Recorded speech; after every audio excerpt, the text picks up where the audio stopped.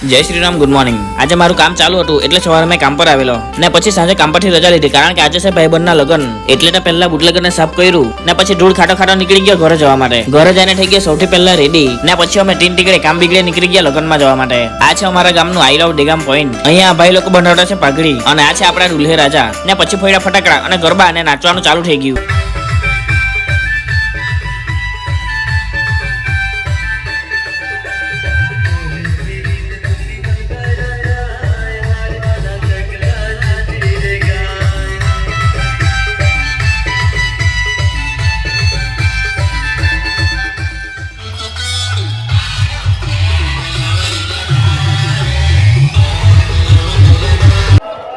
खई के पान बनारस वाला